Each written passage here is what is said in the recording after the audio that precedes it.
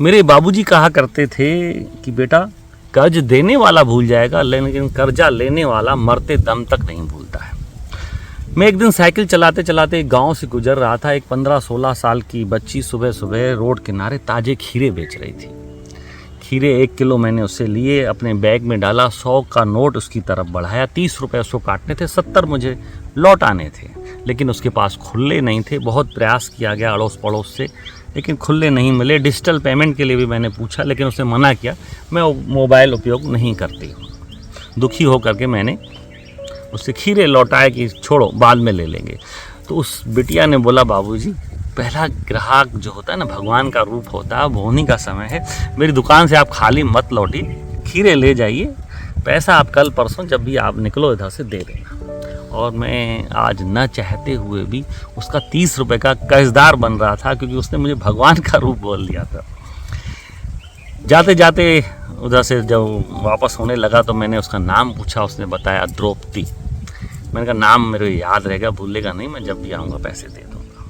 घर पहुँचा, मन बहुत उदास था, क्योंकि आज उसने मुझे बहुत छोटा बना दिया।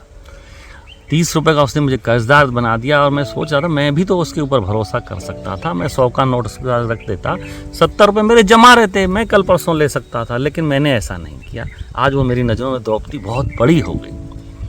रात की नींद हराम हो गई मेरी। सुबह सुबह जैसे उठा, साइकिल उठाई, भागा भागा गया उसको 30 रुपये देने, लेकिन द्रौपदी उस जगह पे मुझे नहीं मिली। 2 दिन, 4 दिन, 10 दिन, 15 दिन, 2 महीने बीत गए, लेकिन द्रौपदी मुझे नज़र नहीं आती थी। और वो 30 रुपये मेरे नींद में घूमते रहते कि ये द्रौपदी का कर्जा मुझे कब उतरेगा।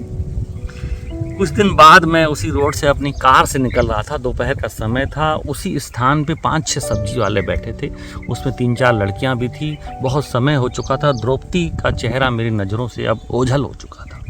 गाड़ी खड़ी की, शीशा नीचे किया और हल्की सी आवाज़ में बोला, द्रौपदी। तो एक लड़की ने मुंडी ऊपर की, उसको बुलाया। मैंने कहा मुझे पहचाना? बोला नहीं। मैंने फिर उसको किस्सा याद दिलाया 30 रुपये का। फिर वो मुस्कुराई, हाँ बाबूजी याद आ गया। मैंने बताया ना, कर्जा देने वाला भूल जाएगा, लेने वाला नहीं भूलता है। उस दिन उसको 30 रुपये दे के मैं द्रौपदी के कर्ज से मुक्त हुआ। दोस्तों, कर्जा 30 रुपये का हो, 30 लाख का हो या 30 करोड़ का हो, अगर आपके अंदर इच्छा शक्ति है कि इस कर्ज को मुझे चुकाना है, तो परमात्मा आपका भरपूर सहयोग करेगा, भरपूर आशीर्वाद करेगा, आपको उस लायक बना के छोड़ेगा कि आप कर्जा मुक्त हो जाओ। लेकिन आपके अंदर भावना ही नहीं है, नियत ही नहीं है, तो कर्जा 2-4 हज़ार का हो, 2-4 लाख आप नहीं पटा पाएंगे, क्योंकि आपके पास सोच नहीं है, आपके पास इच्छा शक्ति नहीं, पॉजिटिव ऊर्जा नहीं, तो परमात्मा भी आपको साथ नहीं देगा। और मेरी बाबूजी की बात भी ये सत्य है।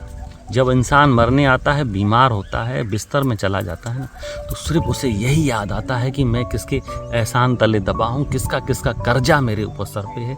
उसके अंदर उस समय इच्छा शक्ति तो आ जाती कि मैं कर्ज से मुक्त हो जाऊँ, लेकिन समय निकल चुका होता है। तो दोस्तों, समय निकल जाए, आपकी शरीर की ताकत निकल जाए, आपकी इच्छा शक्ति खत्म हो जाए, उससे पहले कर्ज से मुक्त होने का प्रयास जरूर करें। परमात्मा आपका भरपूर साथ